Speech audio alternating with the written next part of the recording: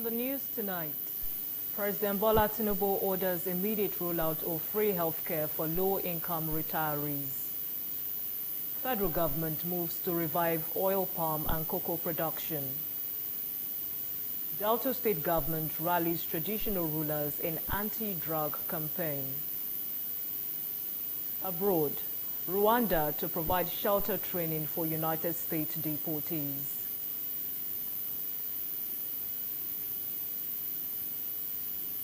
Good evening. Welcome to the Delta Television main news at 8. My name is Perpetua Iboba. President Bola Tinubu has directed the quick rollout of the Free Healthcare Access Initiative for low-income retirees under the Contributory Pension Scheme, CPS, describing it as a critical component of social protection and dignity in retirement. The President gave the directive after receiving a briefing from the Director General of the National Pension Commission, PENCOM, Ms. Omolola Olowararan.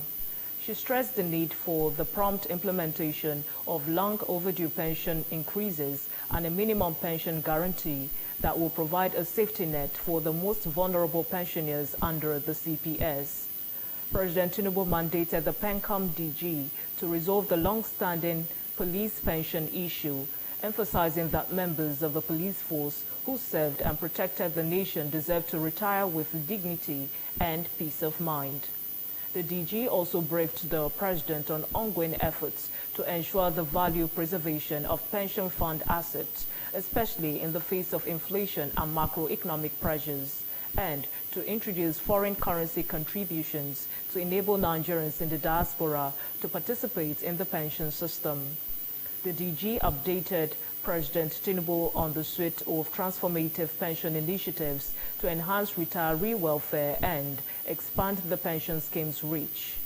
The President strongly supported the reforms, reaffirming his administration's commitment to inclusive growth and protection for the ordinary.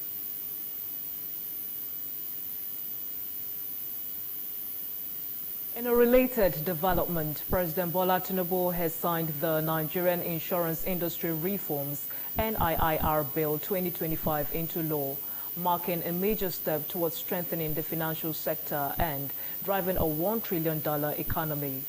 In a statement signed by the presidential spokesperson, Mr. Bayo Onanuga, the Nigerian Insurance Industry Reform Act NIIRA 2025 repealed the outdated laws and unified them into one modern legal framework for insurance and reinsurance regulation. It said the new act provides comprehensive oversight for all insurance and reinsurance businesses operating within Nigeria. As part of the Renewed Hope agenda, the law introduced tougher capital requirements to ensure sound financial insurance operators. It also enforced mandatory insurance policies to strengthen consumer protection and drive market digitization for greater access and efficiency. The act included provisions for zero tolerance on delayed claims, the creation of policyholder protection funds, and deeper participation in regional schemes such as the ECOWAS Brown Card.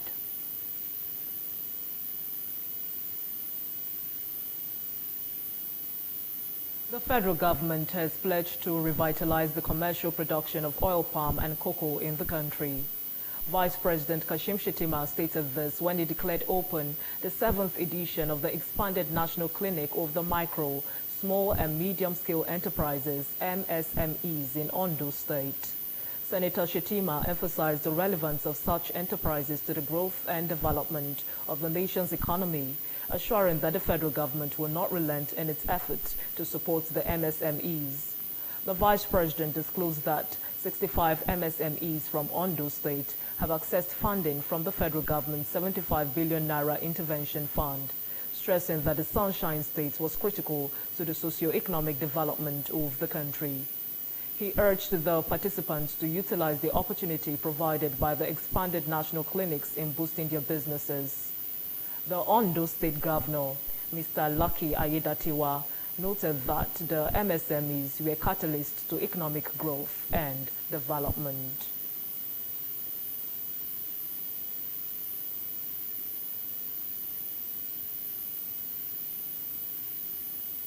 The state government has reaffirmed the need for traditional rulers to actively support the fight against drug abuse and illicit drug trafficking across the state. The Director General of the Delta State Orientation and Communications Bureau, Dr. Fred Ogenesive, made this known while commending the Asaba of Asaba, Professor Epiphany Azinge San, for his unwavering commitment to the ongoing war against substance abuse and the crackdown on drug dealers in this domain.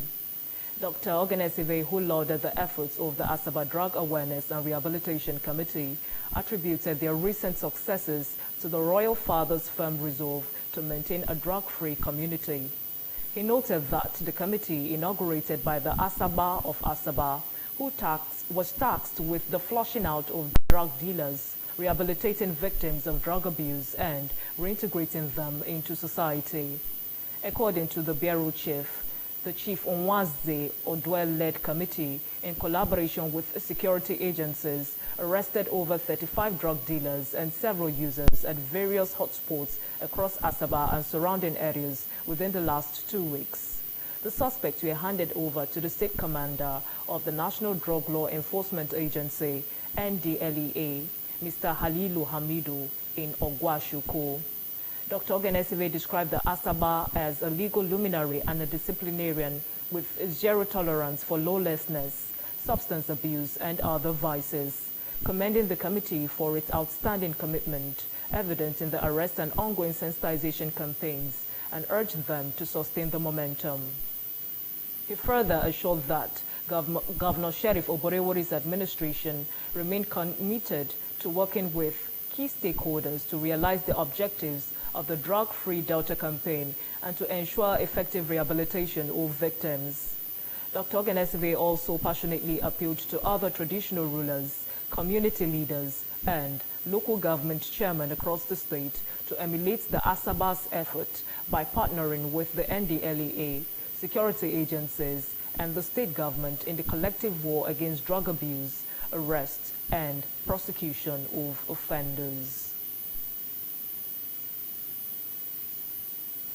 The State Director General of the Bureau for Communications, Dr. Fred Ogenesive, has assured that the remaining 2 years of Governor Sheriff Oborewori's first tenure will witness unprecedented infrastructural development and socio-economic transformation. Speaking as a guest on a live political radio program monitored in Asaba, Dr. Ogenesive said the governor's vision for Delta remains focused and undistracted, adding that the achievement recorded so far will be tripled in the years ahead, laying the foundation for what he described as a mega second tenure. He commended Governor Oborewori's deep grassroots connection and street credibility, describing him as a practical, courageous, and down-to-earth leader whose style of governance is widely embraced. Highlighting some key projects, Dr. Ogenesive listed the multi-billion naira redesign and reconstruction of the Warri Township Stadium into a world-class facility, as well as the construction of mega flyovers at Abo in Ika South and Otowodo in Ugeli North. He said the total value of recent infrastructural projects exceeds 230 billion naira and assured that more people-oriented projects would be delivered across the 3 senatorial districts.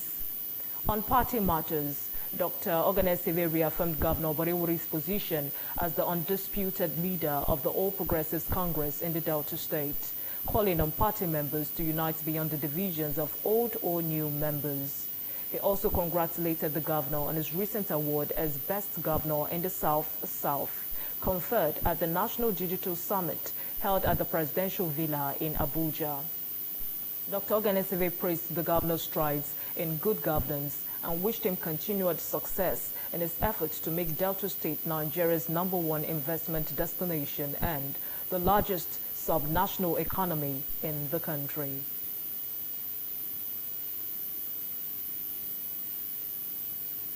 The Delta State Civil Service Commission has inaugurated a panel of accessors to screen and interview 7 civil servants who successfully passed the ASCON Public Service Examination conducted in January 2025.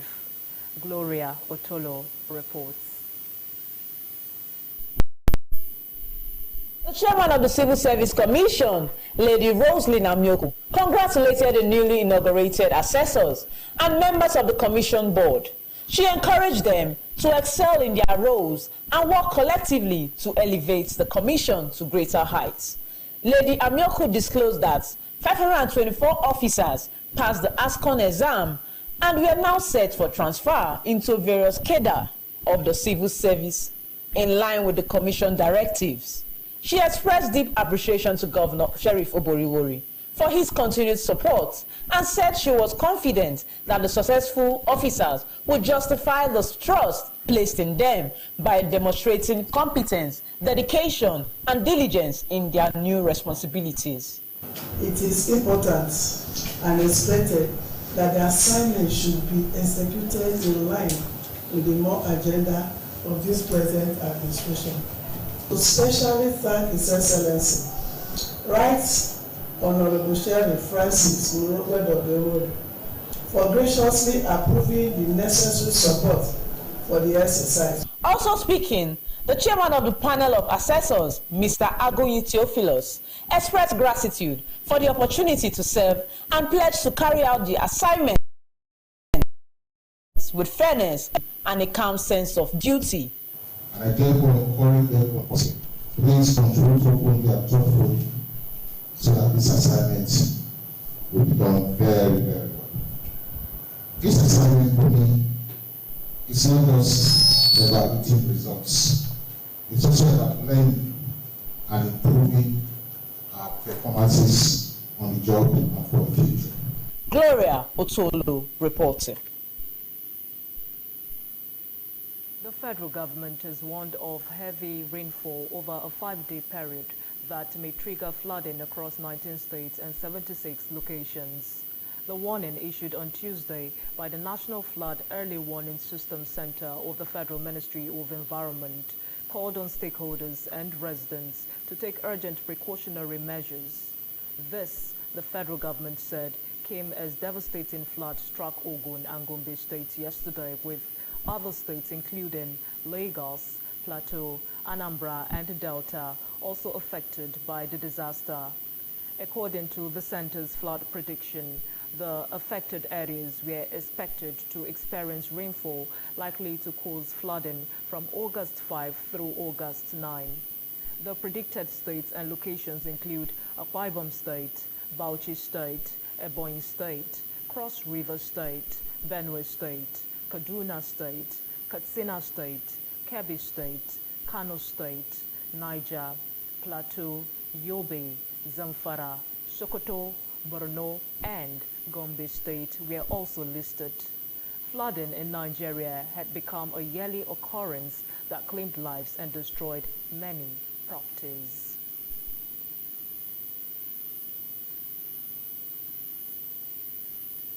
Rice farmers in Abakaliki, Ebonyi State have raised concerns about poor harvest this season due to persistent rainfall and widespread flooding across the state.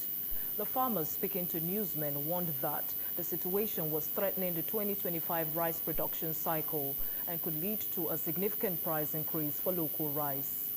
They reported that continuous downpours have caused waterlogging and submerged vast farmlands, destroying crops in key rice-producing areas of the state.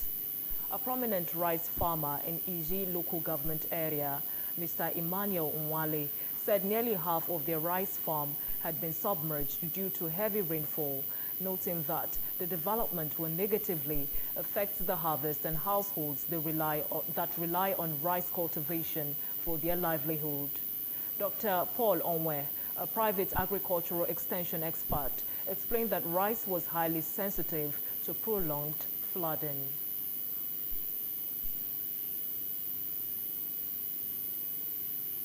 Justice Ekerete Akpan of the Federal High Court, Abuja, has convicted 21 foreign nationals over high-level cybercrime, fining each of them 1 million naira.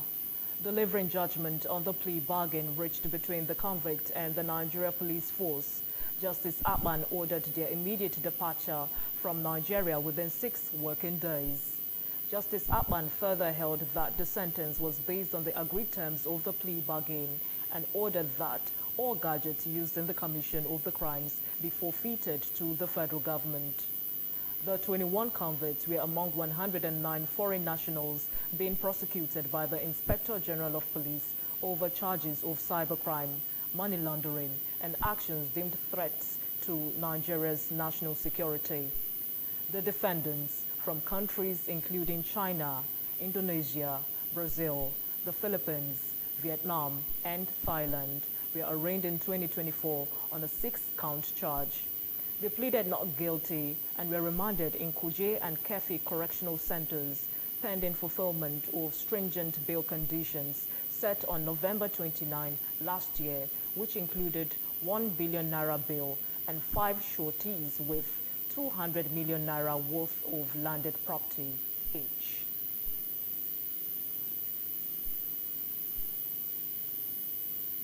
A lawmaker has threatened legal suit against WAEC for withholding results of 192,089 candidates published on August 6, 2025 by Casimir Nwankwo. The member representing Ikwo Iza South Federal Constituency, Ebonyi State in the House of Representatives, Mr. Chinedu Oga, has issued a 7-day ultimatum to West African Examination Council WAEC to release the result of 192,089 candidates it withheld this year over alleged malpractice. He said if after the 7-day order, the examination body refuses to release the result, he will institute legal action against it. According to WAEC Head of National Office, HNO, Dr. Amos Dangut, who announced the release of this year's WAEC result on Monday, results of 192,089 candidates representing 9.751664,327. The total number of candidates that sat for the examination were withheld in connection with alleged cases of examination malpractice. Mr. Oga expressed displeasure over the seizure of the results, urging the examination body to immediately release the result or face legal action. He said withholding the results will frustrate the affected candidates and prevent them from getting admission. The lawmaker stated this while reacting to the development.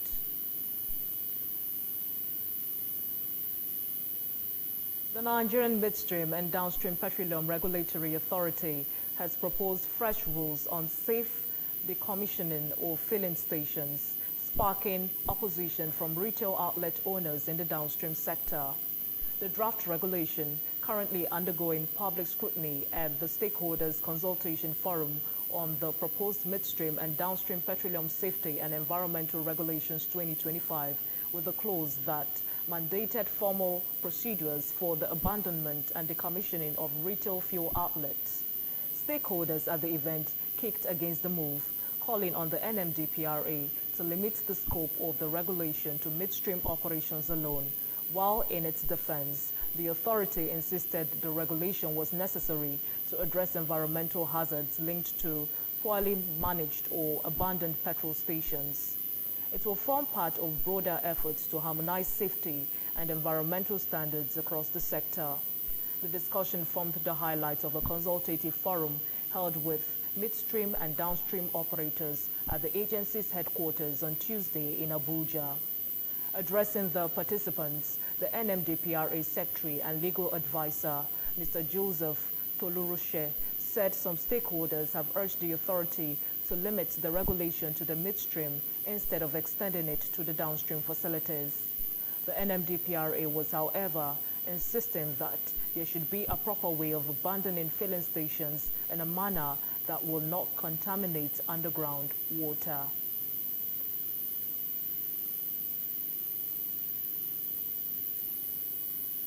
You're watching the Delta TV main news at 8.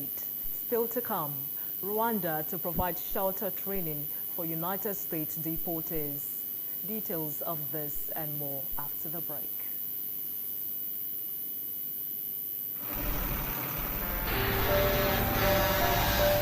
If tanker wey carry fuel fall or pipe wey carry fuel for underground burst, wetin you go do?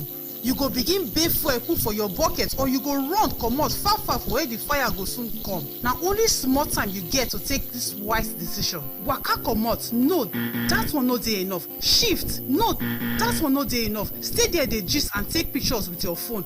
That na madness. Run, yes, run comot. Yes, your life depend on wetin you do. The fire go come at once and you no go fit control am. Why? Petrol dey catch fire easily. Why? Na just small spark go start big fire. So no stay there dey think. Run comot quick to save your life. No throway your life away because of say you wan pack petrol. Take this advice. This informate na from Public Enlightenment Office, Delta Broadcasting Service, Asaba.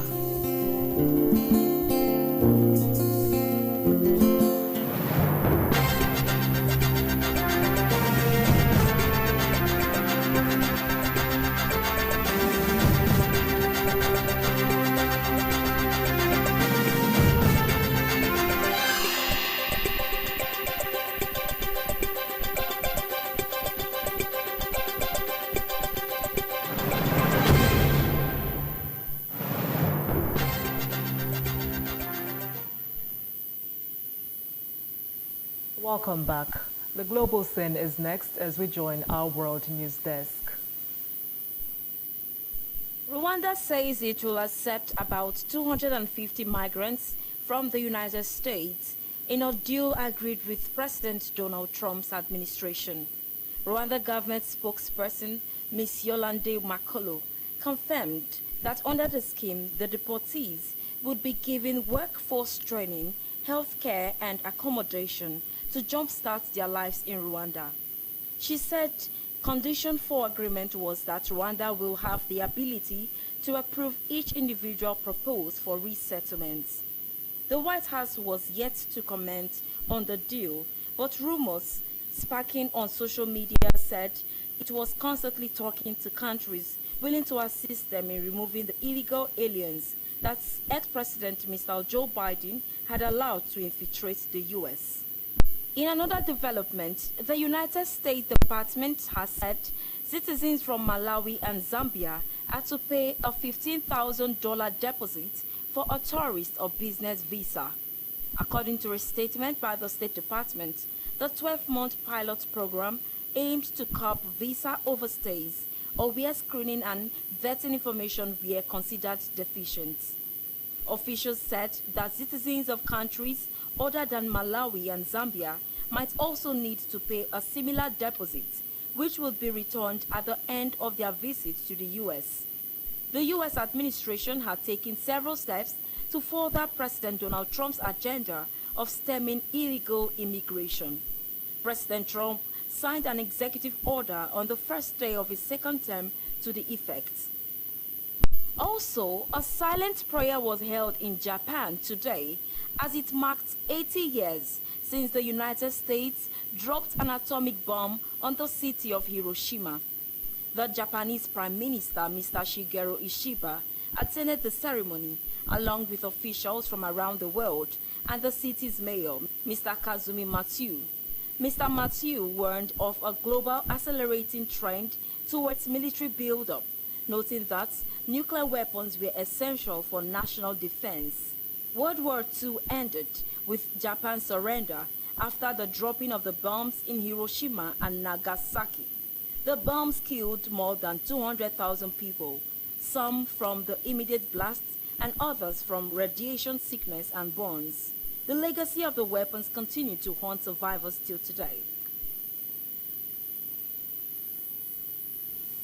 The Nigerian Customs Service has officially commenced the free on-board FOB levy on import as of Monday, August 4, 2025. This new levy replaced the Comprehensive Import Supervision Scheme, CISS fee, calculated based on the value of imported goods, including cost and production and transportation expenses up to the port of loading. The levy, which was initially introduced in February 2025, was suspended due to public outcry. The NCS, after stakeholder consultations and a directive from the House of Representatives Committee on Customs, the levy was reintroduced. It would be recalled that the Comptroller General of Customs CGC Adewale Adeniyi had in July 2025 during a town hall meeting with stakeholders on Bodogu clearance system hinted of the replacement of the 19.746464E 309V of the 40B and that the 7% surcharge would be scrapped. Surprisingly, freight forwarders discovered that the collection of the 40B had been imputed into the NCS cargo clearance system. The discovery, however, elicited mixed reactions from stakeholders who felt that the 7% surcharge on every import ought to have been scrapped along with the One Comprehensive Import Supervision Scheme, CISS, fee.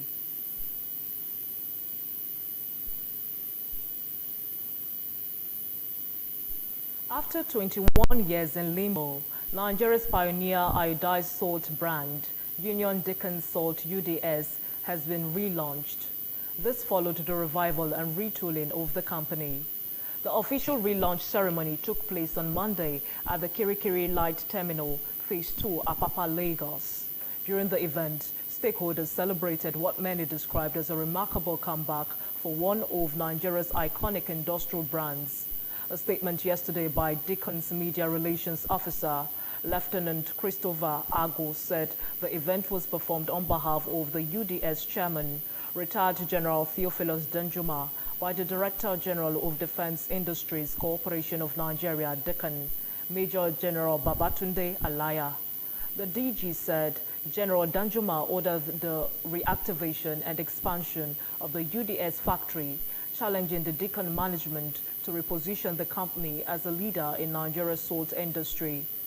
He noted that his appointment came at a time both Dickon and UDS were rebounding and pledged to justify the confidence reposed in him by the company's chairman. UDS's acting managing director, Ms. Florence Eroye, recalled the turbulent journey of the company, which was rebranded and even went public before being shut down in 2004.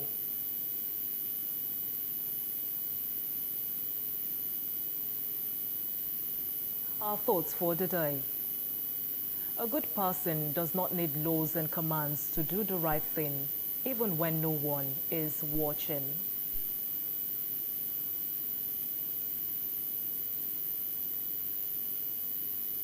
To end the Delta TV main news at 8, the highlights.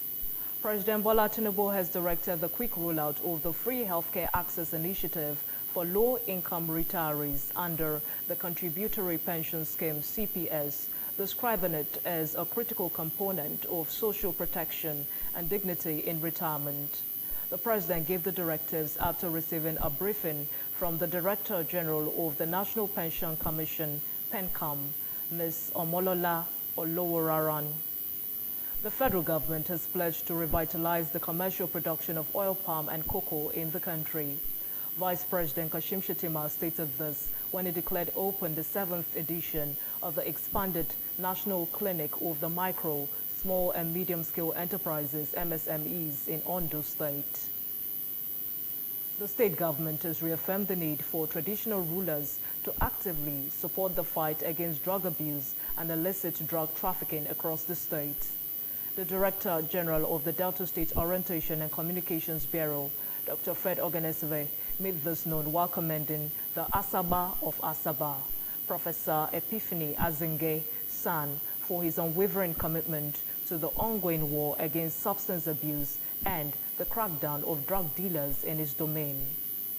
And abroad, Rwanda to provide shelter training for United States deportees. That ends the Delta TV main news at 8. On behalf of the production crew, my name is Perpetua Iboba. Thanking you so much for watching. Good evening.